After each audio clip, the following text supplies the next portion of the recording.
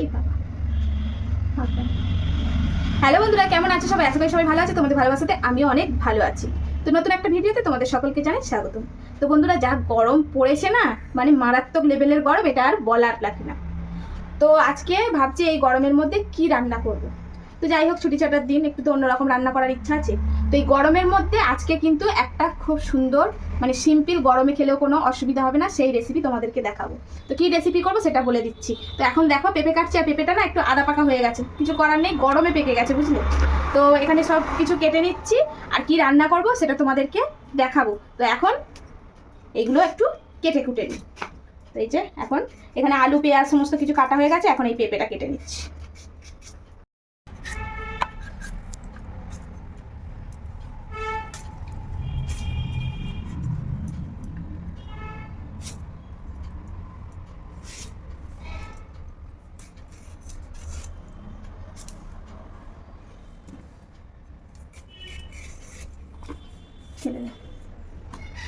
তো বন্ধুরা, একদম সমস্ত সবজি কেটে নিয়েছি, আর এই গরমের মধ্যে একদম হালকা পাতলা করে বানাতে হবে। এখানে আছে পেঁপে, তো পেঁপেগুলো দেখো ডুমো ডুমো করে কেটে নিয়েছি, আর গরমেতে পেঁপেটাও রং ধরে গেছে। আর এখানে আলু পেঁয়াজ কাঁচা লঙ্কা টমেটো একদম সুন্দর করে কেটে কুটে নিয়েছি।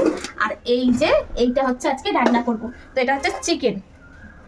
তো এখানে 500 গ্রাম চিকেন আছে, আর চিকেনটা না বন্ধু আমি একটু ম্যারিনেট করেই রেখে দিয়েছি, কারণ খুব গরম তো, আর তেল মশলা অল্প দিয়ে করবো, তাই একটু ম্যারিনেট করে রাখলে এটা একটু স্বাদ হবে। তো এটা দেখানো হয়নি, তো তোমাদেরকে বলে দিচ্ছি এর মধ্যে কি কি দেওয়া আছে। তো এর মধ্যে আছে 1 চামচ হলুদ, 1 চামচ লঙ্কার গুঁড়ো, 1 চামচ জিরের গুঁড়ো, 1 চামচ আদা রসুনের বাটা, আর 3 চামচ মতো বড় চামচের দই, 50 গ্রাম মতন দই, টক দই দিয়ে এটাকে ম্যারিনেট করে রেখেছি, ব্যাস আর কিছু না। তো এই হচ্ছে আজকে রান্না করবো, একদম গরমকালে পেঁপে আলু দিয়ে চিকেনের একটু ঝোল মতন করবো। এটা কিন্তু মানে গরমে খাওয়া যেতেই পারে। তো চলো, প্রথমে কড়াটা ওদিকে বসিয়ে দিয়েছি, আর এখন কড়ার মধ্যে দিয়ে দেব সরিষার তেল। তো তেলটা গরম হয়ে গেছে, এখন একটু জিরে ফোড়ন দিয়ে দেব। এখন দিয়ে দেবো একটু তেজপাতা।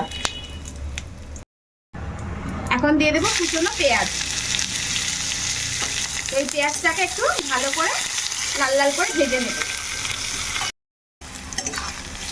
তো পেঁয়াজগুলো একটু ভাজা ভাজা করে নিয়েছি বেশ সুন্দর করে, এর থেকে আর বেশি ভাজবো না। এখন এর মধ্যে দিয়ে দেব মাংসটা।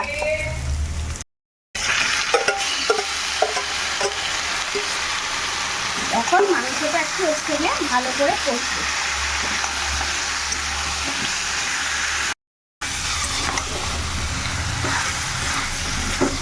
চিকেনটা একটু কষিয়ে নিয়েছি, এখন কিন্তু এর মধ্যে এই সমস্তগুলো দিয়ে দেব, কাঁচা লঙ্কা, আলু আর পেঁপে আর টমেটো। তো এখন এইগুলো সমস্ত দিয়ে এখন এইবারে আবারও বেশ ভালো করে এটাকে কষাবো। এই কষানোর সময় গ্যাসটা একটু জোরে রেখে দেবে।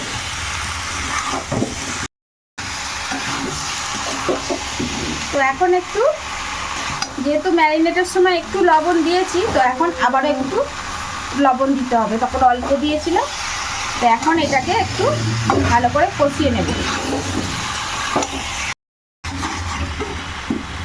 তো মিনিট 5 মতো এটা কষিয়েছি, এখন একটু জল ছেড়ে ছেড়ে আসছে। এখন এটাকে একটু ঢাকা দিয়ে দেব। তো মিনিট 4 পরে এটাকে খুলে দেখছি যে দেখো মাংস থেকে কি সুন্দর জল বের হয়ে গেছে। তো এখন আবারও একটু কষিয়ে নিতে হবে, আর এই জলটা যতক্ষণ না শুকাবে ততক্ষণ কিন্তু এটাকে কষাতে হবে। তো একদম কষানো হয়ে গেছে, দেখো একদম চিকেনের থেকে যে জলটা বের হয়েছিল সেটা একদম শুকনো হয়ে গেছে।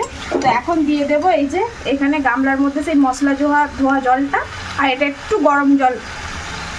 গরম করে নিয়েছি, মশলা ধোয়া জলটা দিয়ে দেব।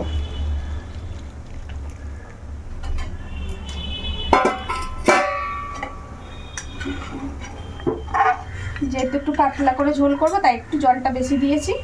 তো এখন এইবারে এটাকে সিদ্ধ হতে রেখে দেব। তো একদম মাংসের ঝোল রেডি। তো সমস্ত আলু মাংস সব সিদ্ধ হয়ে গেছে। তো এখন শেষ পর্যায়ে একটু জিরে আর গরম মশলা যে আমি গুঁড়ো করে রাখি ঘরেতে, সেটা 1 চামচ মতো দিয়ে দেব। তো এখন এটা দিয়ে এইবারে এটাকে গ্যাসটা বন্ধ করে দেব।